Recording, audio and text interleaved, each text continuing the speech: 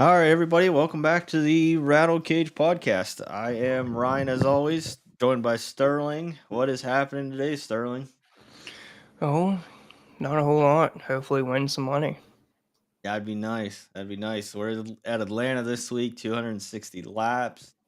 Uh, truck and Xfinity look like a lot of like single file kind of super speedway ish racing. I know we were kind of talking midweek. I opened, Ty Gibbs was kind of right that this kind of acted more of a mile and a half than it did a super speedway.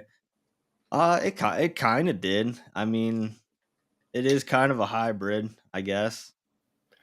Yeah, you've been hearing a lot of different drivers say that actually that it acts more like a intermediate than a super speedway because handling matters a lot. They can't actually enter the turn on a car's bumper, so we're not going to see them nose to tail as much. Yeah, yeah. So, yeah, I mean, it was a different kind of racing. It got boring at times, like just seeing them go around single file. I mean, Austin Hill made it the Austin Hill show, and I mean, it got pretty interesting there at the end with Eric Almirola. I thought Almirola was going to get him, but he didn't. But truck race was the truck race. I mean, uh, yeah, Kyle Busch toyed with him a little bit, and I saw Tyler Ankrum or whatever his name is saying that Kyle Busch just likes to toy with his food before he eats it. I didn't I don't know. know I don't that. know if you saw that. No. He said Kyle Busch was just toying with everybody all afternoon. So that was the That Kyle was Busch a show. pretty nice pass he made on Friesen there for the win. Yeah, it was. It was. So I mean, RCR is gonna have a hell of a day today. Then it's gonna be an RCR weekend, right, Sterling? Teh. I mean, I wouldn't be surprised to see Bush up there at some point, but I don't know. I think it's Penske. I do too. I do too. I'm just messing. So let's pull up. You got your optimal lineups here. Sterling made this. It looks actually really nice. These are the past optimal lineups. So as we can see, Atlanta 2024 here. Looks like we had two guys starting inside the top 10 with Cindric and Logano. And what sticks out to me most is like 12th place was, the lowest there. So you're gonna want obviously want some place differential, but want all of your guys to to finish good, and especially Atlanta 2023 July. The optimal lineup had the seventh place guy in there, so Yeah, if you look through the finishes, all six of those Alptomores, 12th place was the lowest finishing. Like yeah, every other one had all six drivers finish inside the top 10. But like yeah. I think one of the most important things to look at is like their 2022 July race, top right corner there. Okay, I'm going up Had 2022 or wait 2022 yeah, you're a versus little 20. you got to slide to the right there. Oh, okay. I am sorry. Oh, good. But the top two price there, 10.5 for Elliott, 10.3 for Chastain. They both started first and second. Oh, and it's So and it's actually looking like, other than the July 2023 race, it's looking like you are starting two inside the top 10 yeah, ish. I think every one of them except that July 2023 had two top 10 starters, Yeah, that's what it's looking like. That which that was that was the one thing that stuck out to me was obviously the finishes. Like you're gonna want pretty much all your guys inside the top 10. So like I'm not like, I know we were talking pre-show about like a Carson Hocevar or something like that. That almost kind of like makes me not want to play them kind of guys because if you're looking to be optimal, I think you want all your guys inside. To be able to see a scenario where they finish inside the top 10. yeah, Although I with that think being said, Harrison Burton in July 2022 finished in the top 10, but still, you're gonna want your good guys on good teams, I think. I think the top tier teams are going to definitely have a gap over these small tier teams. Like I don't think you see any reason to play Cody Ware or BJ McLeod or JJ Yeley or any of those guys. Like I'm not playing Ty Dillon. Honestly, probably Yeah. not even gonna play Austin Dillon. Yeah, yeah, I'm not either. Yeah, I think I mean we were kind of talking pre-show about that too with Byron being like the only one that's 10K. I think you can I don't really think you're going to need, a quote unquote punt. I think you can build a nice even lineup and not even need a probably a 6 or a 5K guy. Maybe No, maybe one 6K guy, but I mean I think you can make a pretty even build here. yeah, there's definitely a couple 6K guys that I like and I have some of, but I don't think you need them. But at the same time, I think you can play like two or three 6 to 8K guys and leave salary and be just fine. Yeah, yeah, but that's a nice chart.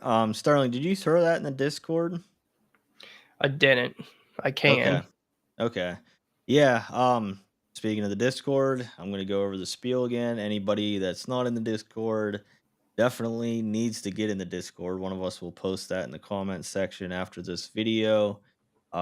We have a lot of great minds in there. A couple guys, qualified for the Fantasy World Racing Championship.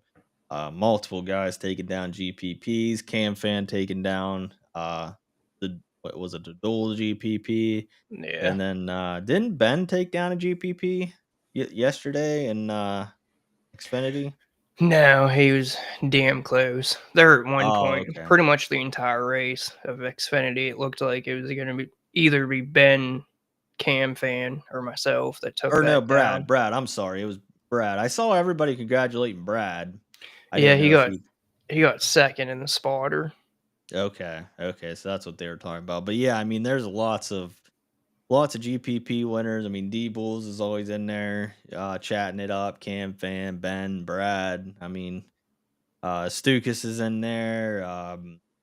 Just the death before dishonor. That guy's always in there sharing some wealth of knowledge. I mean, I've said this every week. If you're the smartest guy in the room, I feel like you're in the wrong room, and this is definitely not a room I am nowhere near the smartest in. So, it's a great room to be in, and they'll answer any questions. I mean, you can talk to myself, Sterling, any of them guys, and any of them guys will answer anything. But yeah, this is a nice chart to look at. So if you want to look at it more in depth or anything like that, Sterling can throw it in the Discord. Um, he doesn't throw it in Discord. You could always message him. But Yeah. and then we will go over let me see here. Next gen finishes. So this is just kind of we don't have to go dig deep into this, but it looks like Ryan Blaney's Daniel Suarez, obviously with his win there last year. I don't know. I feel like Daniel Suarez is going to be mega chalk today. I would be Uh, surprised if he's not like top three owned. Kyle Larson's freaking terrible here. I mean, this He's is been garbage. yeah. So this is another chart. This was the second thing here. Something to Ross hit on. Chastain. Something to Yeah, hit go on ahead. about Larson real quick though is he looked like one of the fastest cars last year, but then he blew that tire and just hooked himself right to the wall. Oh, that's right. I kind of forgot about that. That's right. Ross Chastain, I noticed was what average finish at 12th. That's not bad with him starting in the back there. Corey LaJoy, we kind of touched on him pre-show. We'll talk about him in the driver by driver breakdown. But yeah, this is another cool chart. Like I said, this is Sterling's got to pass optimals, next gen finishes. I really like this color coded, really easy to read. Sterling does a nice job on this stuff. So yeah, that's all. That'll be all available in the Discord. So, but we can get into the this here driver by driver breakdown. So, I mean, we were kind of talking pre-show, Sterling. What is your strategy going into today? Well, I'm just going to start off with the fact that I think Ryan Blaney runs very similar to how Austin Hill did yesterday. I don't think he's going to lead 90% of the laps or whatever Hill did, but I think he can lead a third to like a half of this race. And at that point, Yeah. as long as he finishes top 10, you're gonna want him. But I don't know. I just think Penske controls this race, and I think Blaney's the guy that is out front most of that time. Yeah, I've got to agree with you. I think Blaney's probably a guy I'm going to lock in, and just hope for the best. But yeah, I mean, even let's say he leads 100 laps. If he leads 100 laps and gets a top 6 or 7 finish, which is definitely definitely going to happen unless he gets wrecked or unless Yeah, there's some weird strategy at the end. That's he's going to like be too heavy. minus 235 for a top five. So Oh, all that's the crazy. yeah, the sports books definitely expect him to be top five. I Yeah, think he was like so minus 180 for a top three. So So I know we were talking Sterling, and your strategy's like what, starting two inside the top 10 and then trying to, because there is a ton of place differential in this race. This is what makes it kind of a, I yeah, don't I don't that's want to say a shitty slate, because I mean we got, everybody's gonna have to deal with the hand that they were dealt. I mean everybody in the world's has the same slate, but it's gonna be hard to navigate. Like which place differential is a landmine, which place differential is gonna pay out. But, yeah, I mean, I know you were talking, like, starting 2 inside the top 10 and then just looking for place differential. yeah, that's I don't I'm not gonna have two in every build, but I'm gonna have two in a lot, and I'm probably gonna have two in my main build. Yeah, But I I was kind of go through the groups I would use if I was gonna run an optimizer build. But absolutely. I'd make a group 1 to 10 and set that at 1 to 2. So you get at least one guy top 10, a max of two. Then I would take the 11th to 20th place, and you could stretch that to like 24th and set that to 0 to 2. So you don't get more than two, but you don't have to have any of them. But then I'm looking for at least two guys from like 25th on back. But I Yeah. think the most important thing is looking at guys like, let's say, Justin Haley, John Hunter Nemechek, Cool Custer, and Michael McDowell. They're all 21st, 24th. They're semi in the same price range. I don't see two of these guys being on the optimal because they're all kind of facing going for the same ceiling. And I feel like if Yeah. one gets it, the other guys aren't going to. So I feel like you can make a group of these guys and set that like 0 to 1. Yeah, yeah, I definitely don't disagree with that. I think this is one of those races. I mean, we were kinda seeing that in the optimals there, where, like, I don't think you're gonna wanna pivot too much unless you're really trying to get different in that $15 one, and, like, this isn't like a Daytona type of race where it's like there's gonna be half of the cars are gonna be, behind the garage when the race is over. Like, there's gonna be some wrecks, but it's not gonna be, you're not stacking the back, you're not I mean, trying you to kind of find. are just because of how they qualified. That's But true, like, that's true. I get what you mean because like coming into this, I intended on approaching this like a regular 1.5 mile track. But Yes, then yes. with all the qualifying and you get all these JGR guys back there, you get the track house guys back there, some of these front row guys, like you get good cars that are starting 25th on back. So Yeah. you're kind of forced to still take that super speedway type approach. That's true. It's just not it's not the approach we kinda had going into it, it's just the kind of the hand we were dealt. Yeah, yeah. So, yeah, I guess you kinda are, other than on a super speedway, I'm not starting Ryan Blaney, starting in first, but here Yeah. you can. I think another thing we've gotta bring up, I mean, I didn't say anything but, like, when I see this, I'm kinda wondering if Ford was highly trimmed out for qualifying. I would say a little bit more for sure, but I think Ford just always comes to these style Yeah. of tracks a little bit faster. Like, I'm still 100% in on Blaney, but I'm kinda wondering if, like, yeah, because I mean, I kinda remember those a couple times last year where it was like Ford would just dominate qualifying, and then, like, in the race, they would just be, like, so, you know? It's I'm trying to remember. I can't remember for sure how it was, but at one point Hamlin on his podcast, he was saying that Toyota had the handling, Chevy had the Yes. power, and Ford had the drag. Yeah, I So, remember that. I remember that. which So, kind of plays perfectly into the idea of you want one of these forwards at least that start in the top 10 because I think one of these forwards is going to be the guy that leads the most laps, and then you just yeah. stack those handling Toyotas from the back. Yeah, yeah, I definitely don't disagree with that. I think that was a great point to bring up, Sterling. I mean, it's just we've seen this before where like the Fords just completely dominate, and we're seeing that today. And then yeah, maybe like I said, I'm probably all in on Ryan Blaney, but it kind of makes me worried about these kind of other Toyotas. But and then yeah, finding or the other Fords and then finding the Toyotas and trying to go from there. But is there any other strategy you want to talk about before we go over the driver by driver breakdown? We'll just quickly hit on the fact that there's 260 laps. So, roughly, assuming we get around 200 green flag laps, we're looking at roughly 160 speedster points, which typically we would just throw out the window at super speedways. But I think this week you're looking more not so much at fastest laps because there's going to come through out the entire field, but you definitely want to try and find that guy that's going to lead a lot of laps, which we pretty much have beat the horse dead already. We think that's Blaney. Yeah, yeah, you're right. I think I lost her sheet there. There it is. Um, okay. Do we want to actually? I forgot. We can. Let me close this out, and we can go over the Astucas data.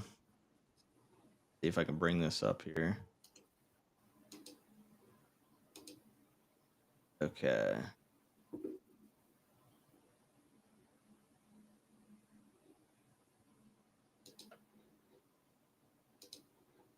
Sterling, because mine's acting kind of slow. What do you want to know? I mean, you can see what I got pulled up here? Yeah, I can see it now. Yeah, it was kind of Okay, half cool. screen, but it's full now. Okay, yeah, mine's internet. I don't know. I just moved, so I don't know if my internet's kind of acting up right now or not. But so here's the Astucas data. Shout out to Astucas. He made this really nice kind of chart here. Shows you how many leaders there were, cautions, green flag laps, dom points, cars on the lead lap, crash DNF. Like we said, you're not going to see half the fields. You know, behind the wall, you're going to see it looks like anywhere from 3 to 5 to 10. So mechanical DFS or DNFs, that's kind of nice. So and then Dominator points by finish position. So looks like you're gonna want. Let me see how to read this here. This it looks like. Okay, so yeah, obviously the leader's going to dominate most of the race. It looks like. If I'm reading this right, minute median an average of 15.6 points a race by the winner. Yeah, that's I had to make sure I was looking at the right chart here. Yeah. And then laps led by finishing position. Looks like it's pretty spread out there as far as the laps led. Get down here a little bit more to this top 15 overall dominators. I think this is something Okay, very there's the top useful 10, top 10. right there. Okay. Thing that sticks out to me the most is out of the top 15 overall dominators, you have Logano as the highest scorer. He had 39 points. He started first, finished first. That was in 2023. Then he was also one of the higher down here in the 2024 race. He only had 9.9 Dominator points in that one. Started second, finished 28th. So obviously he was irrelevant in that race. But Blaney was in here twice as well. Then Okay. you have Cindric in here twice. So just going back to Penske, like it's looking like it's going to be a lot of Penske this race. Yeah, yeah. I do remember that Todd Gilliland, yeah, last year, it looked like he had the car to beat there was it last year? Was it the spring race or the I can't remember which Atlanta race, but I do remember that. I kinda forgot Yeah, about that. I can't remember what happened. I went back and rewatched that, but I slipped in my mind. But He yeah, a was lot definitely one of the best cars, though. yeah, but like your point, a lot of Fords, Gilliland, Cindric, Logano, Ty Gibbs, that's kind of a one-off there. Uh, 9 of the top 15 were Fords, so okay. Yep, that's great to bring up. Like I said, shout out to Astukas for this data. DK Dominator points distribution. Team Penske just has, like Sterling said, just dominates everything. Place differential. Yeah, position change. Yeah, there's a lot of data here, and Stukas put this in the Discord as well. If you want to sit here and go through this, there's just a lot of data in here. So Stukas does have this in the Discord. Shout out to him, great. But there's just too much data for us to sit there and go through one by one. So yeah, and then just real quick, we don't have to go over it, but towards the bottom there, they have another page here that just has their team finish rates. So, like, Penske had 12 starts, Trackhouse has 8. Penske has an average finish of 8, Trackhouse have an average finish of ninth. okay, FanDuel.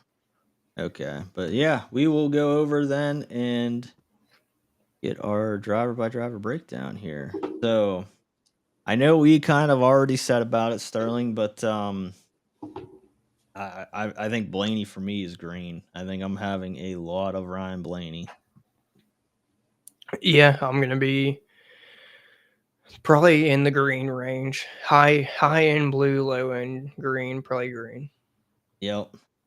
Now the question is, are you gonna play Cindric? Because I mean, yesterday Jesse Love, Austin Hill wasn't terrible until Jesse Love kind of fell to the back. But I think Cindric is playable.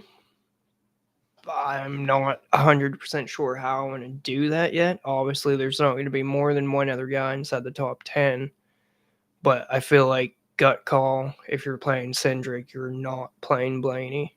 yeah, so that's gonna make me. I think I'm gonna have a little bit of Cindric, but not over 25%. So I think he's gonna be yellow for me. Yeah. Yeah. Any Josh Berry love? Nope, that's a red for me. That's a red for me also. Uh, I mean, shout out to Josh Berry, but I just don't see him. I mean, maybe he's the key and whatever, but I'm gonna let him beat me. Yeah, if he's the key, I'm locked out. Me too. Me too. Good for Josh Berry though. I like him. Good for him. I'm glad he qualified, but just not good for us for DFS wise. Joey Logano. I mean, is it out of the realm of possibilities to do a Blaney Logano stack? That's one of my favorite ways to build. I have Okay. a lot of different combinations of Blaney Logano.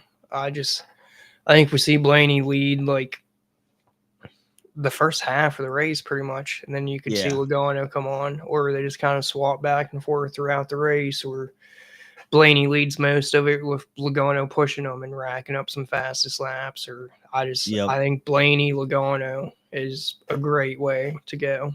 I think it's Yeah. going to be very different, really. Yeah, and I don't think I'm gonna be over 50% on Logano, but I am gonna be over 25%, so I'm gonna make him blue. What do That, you think, Sterling? that's where I'm at, blue. Okay, I cool. might get kind of close to that green range, but it's definitely going to be in the blue. Okay. Any love for Gilly Gilly? I'm not against it. It's definitely yellow for me. Yeah. I I think it's don't. gonna be single digit ownership for me just to try to Yeah, get it's maybe just a little bit different on something, but like yeah, it's definitely not gonna be double digits. It's gonna be like maybe 8, 9% or something along those lines. yeah. Kyle So Busch is about the same for me. yeah, Yellow that's range. yep, that's about the same play, but, a lot more expensive. So Zane Smith, any love for Zane Smith? I can't do it. That's I can't either. you can make an argument that he can finish top 10 and outscore those value guys, but I don't think you need that type of value. No, I don't either. Like I said, we can make a pretty even build, so I don't think you're gonna need it. So next up, we got the RFK guys: Chris Busher, Brad Keselowski. Once I'll again in be Fords. good. I was just gonna say once again, just in Fords, just the Ford brigade. So where are you thinking with Christopher Busher?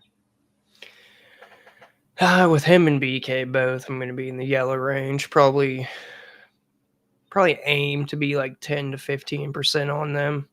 Yeah, that's kind of what I was thinking.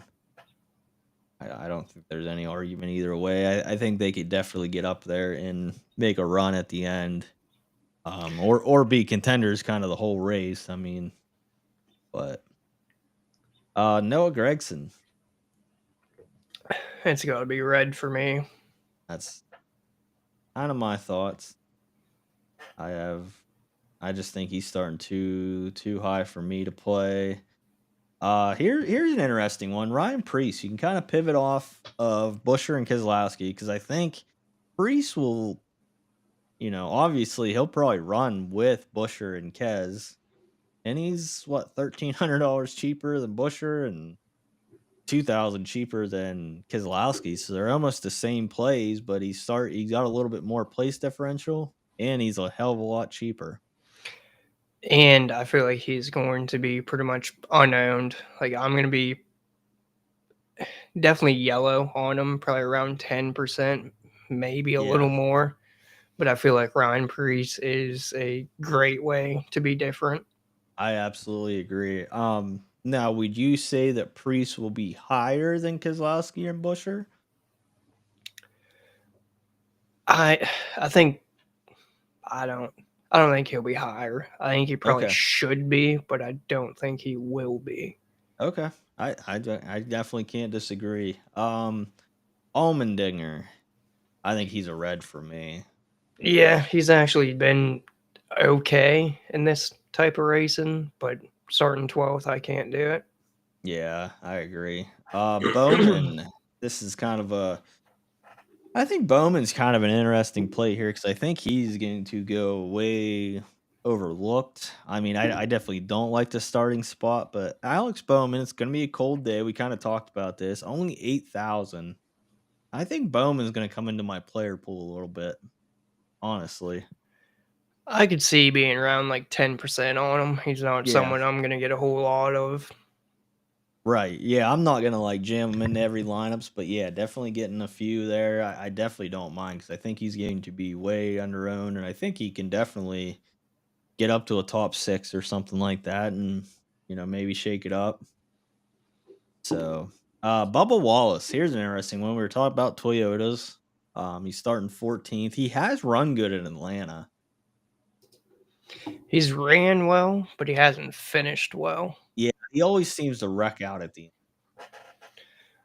But I feel like he's someone that goes a little bit overlooked this week just because I was playing around with some different optimizers and none of them were pushing him out.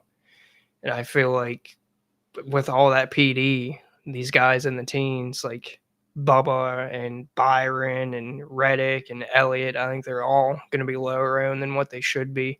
I think Yeah, Bubba comes in lesser owned of the bunch. I'm probably going to look to be like 10 to 15% on him.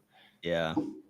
I definitely don't hate that because I think he's going to be. I think it's kind of like the Alex Bowman play where I think they're just going to be way overlooked. So I definitely like if you're throwing a dart, that's definitely not a bad play because you're going to want guys that can finish inside the top 10. I mean, we kind of saw that with the optimal lineups, and these guys can definitely get there. I mean, they don't offer a ton of place differential, but I mean they can definitely get up to a top 10.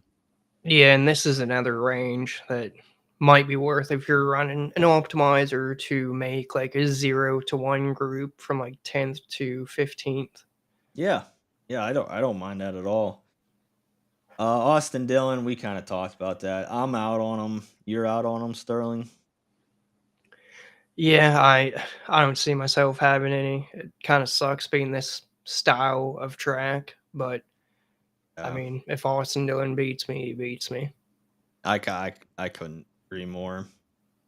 William Byron. I know I was looking at Astuka's data there, and William Byron's like he's better at plate tracks than I gave him credit for.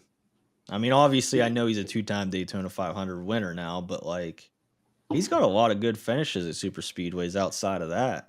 Yeah, he won the first race here in 2022, and he won the fall race in 2023. So he's got two of the six wins here. So 33% of the time at Atlanta, William Byron has won. So Yeah, I'm not gonna lie. I think I'm gonna be kind of kind of in on Byron. I mean it's gonna be the 25 to 50.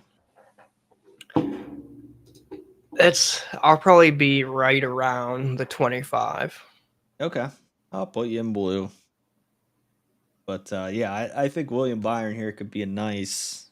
Obviously he does offer that place differential, and he's gonna be up there at the end. Hopefully, as long as the Fords don't just do what they did in qualifying. But I just don't see that. I see like maybe a Penske brigade, but or something like that. But I don't think the Fords are gonna be quite as dominant as they were in qualifying. I think you're gonna see Josh Berry kind of drop a lot. You're gonna see Gillen drop a lot, which will make room for guys like Byron and kind of like guys we talked about. But next up, Kyle Larson. I mean, this is weird seeing Kyle Larson at 8,500.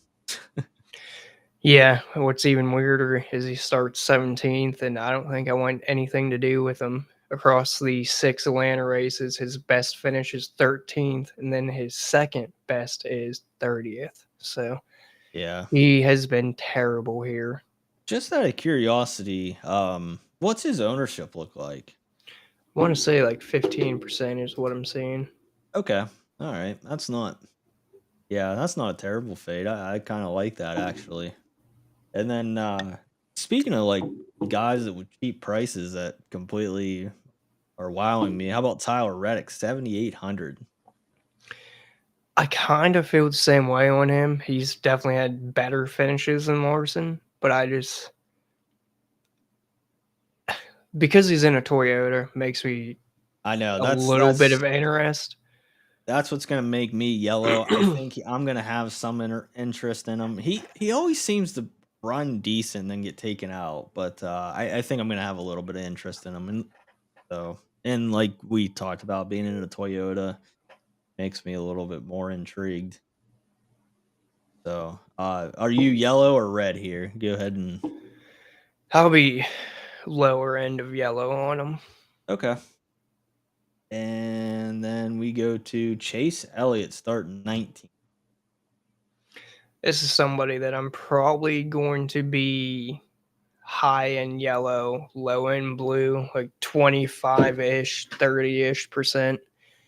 He's been one of the better in super speedway racing. And then Yeah. in the six Atlanta races, he finished seventh, sixth, first, 13th, 15th, and eighth with an average finish of 8.3, which is the second best average finish across every driver on the slate. So I feel like Chase Elliott is going to be kind of somewhat overlooked actually because of all these guys starting further back. Oh, okay. What's his ownership looking like just offhand? Ownership is showing like 30%, which is around what I think he should come in, but I feel like it's going to kind of be a struggle for him to get there with Yeah. Hamlin just below him in pricing. Right, and that's one thing we gotta talk about. It's like, okay, so if we're in on Blaney, Byron, Elliott, I mean, maybe we do have a little bit of a punt at 6K or 5K, but if that's the way you wanna go about it. But Ty Dillon, we both said that. We're not playing Ty Dillon. No, not starting 20th. Nope. If he was starting in the 30s, I would definitely throw a dart at him, but starting 20th, uh Yeah, Justin Haley. This could be interesting. I think. he's I feel like he's gonna be very low owned. He's Yes. somebody that I don't think I'm getting to. I haven't yet anyways. I'm about halfway through my builds. Okay. But I don't know. For some reason in this range here, I'm getting a lot of Custer because of his RFK affiliation and being a Ford. So I don't hate it. I don't hate it. I just think, like you said, I mean, he does get overlooked. He is a guy that could finish in the top 10, and it would not surprise us one bit. Um, I don't and know. he's got an average finish of 13.3. So he's ran very well at Atlanta. Yeah. It's just not somewhere I was getting to. Okay. And I can't argue with that because I like Custer here too, but I think, maybe a little bit. Any John Hunter Nemechek? I mean, you could use the argument that he's in a Toyota, but I'm not playing him. Yeah, I'm in the spot as you. I don't think you have to get that cute. Now, 5.6 starting 22nd. I feel like his ceiling should be like 25 points. Yeah, Cole Custer, what you kind of said about it. Yeah, I think this is a similar play to Haley, but like you said, he is in a Ford. Kind of a yeah. Being in a Haas Ford.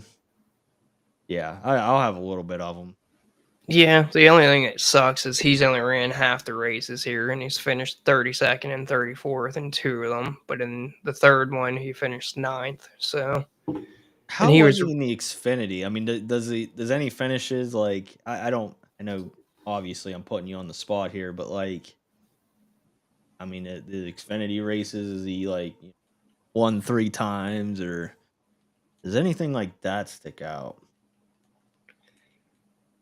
honestly, I didn't look at his Xfinity shit Oh, yet. like I said, I know I kind of put you on the spot. That's no big deal. I just kind of was like I didn't know if something just jumped out at you. But yeah, Cole Custer for me will be yellow. I'll have a little bit of them. That's the only thing that would kind of intrigue me. Maybe after we're done looking into seeing how he ran in Xfinity, because if he like was top 5 in all the races, maybe that persuades me a little bit more. But if he was, kind of crappy, because he had to, Stewart Haas equipment in Xfinity, which is a top, in my opinion, a topish tier. So if he didn't run good in Atlanta and topish tier, you know, Yeah, it's I'm gonna be yellow on him, probably high yeah. end yellow. And McDowell, is this kind of the same play as Custer, only a little bit more expensive? I think so. Yeah, I it's think so too. this I mean, is a range that I'm kind of have a rule set that I'm not playing these guys together. Kind of hit on that earlier. yeah. And then Briscoe. This one's an interesting one because, like, obviously we know the big penalty. He doesn't have James Small, which how big? I mean, James Small is sitting there with a cell phone texting the crew chief. So I don't really think these crew chief suspensions are as much of a deal as what they make it out to be. No, the Um, only difference is they're not physically there. yeah, right, right. Um, do you think he buys a ticket and just sits in the grandstands? I would say he's in the war room. Oh yeah, that's that. You're probably right. You're probably right. Um, but had good speed at Daytona. Um, should have good speed here. Obviously, like we said, we know the big penalty. No James Small. He's not going to physically be there. Nothing like that. But I'm still going to be in on Chase Briscoe at 7,900. I think that's too cheap for him. Yeah, I'm kind of just gonna group these next like four or five guys together here. It's Yeah, Briscoe, Hosevar, Riley Herbst, Eric Jones, Daniel Suarez. yeah. Shockingly, I'm seeing Briscoe as the second lowest owned projected in that. Oh wow. I don't think that's right. I think he's probably actually the highest in this range. But I feel like I'm going to be around 25, 30-ish percent on all of these guys. And I think Okay. Riley Herbst is the one that sticks out the most to me because he was running really well last week, and he was going to make me a lot of money until that last lap fiasco. Yeah. And Now even Hosafar are you in on? yeah, like these are guys that I would probably set it at like 0 to 2. I don't think Yeah. you want more than two of these guys, but I do feel like right in this range, you're going to need one of these guys. Okay. Yeah, I don't mind that. I don't mind that. I Then don't mind starting your build off with like 1 to 2 of these guys and then going up to the high then end you guys. obviously you have Daniel Suarez, who's going to be one of the highest owned on this slate. Yeah. Yeah. It almost makes me want to be underweight on him and hope that, something's amiss somewhere. Yeah, which that just really feeds me more into Riley Herbst, Eric Jones, Carson Yes. Hocevar, a little bit of Yes. Briscoe too. Yes. So I think for that reason, I think I'm going to change Suarez to yellow just because I agree with you. I think Suarez will be probably one of the top 5 owned guys, and I He's think definitely going to be top five, I'd say. you could definitely get different elsewhere and hope for, Suarez to beat Daniel Suarez and, you know, do something weird. SVG and Cody Ware, is this the same group for you, or are you kind of staying away? I mean, is SVG a guy that you're in on at all? I would I would group SVG, Cody Ware, BJ McLeod, JJ Yelly. I would group all these guys together, set that at 0 to 1. But for the most part, I don't plan on getting to any of these guys. I just don't think Yeah, you need the value, and I don't think the risk matches the reward. I don't either. I don't either. I mean, obviously, we both love BJ McLeod, but I'm not. I'm not playing any of that either. I think Uh, you could play one of them guys if you think this race is a complete shit show, which I don't. I think it runs rather calm. Yeah. Now this next group, the remaining drivers is very interesting because I feel like a lot of people, especially in cash games, I mean, cash games are going to be just an absolute crapshoot. I mean, Oh yeah, you could build your cash game lineups with this next group. You got yeah, Chris Bell, Chastain, Ricky Stenhouse, Corey LaJoy, Ty Gibbs, Denny Hamlin. I feel like there's a damn good chance that you see at least three of these guys on the winning lineup.